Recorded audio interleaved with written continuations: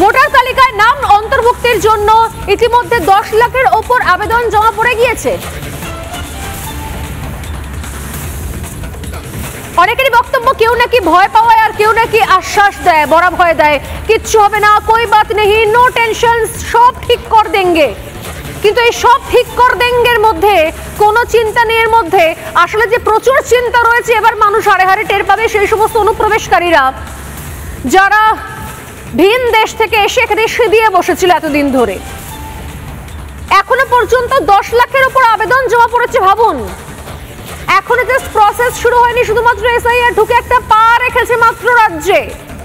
1 June থেকে 7 আগস্টের মধ্যে জমা পড়েছে যে আবেদন, তার সংখ্যা হচ্ছে প্রায় 6,05,000।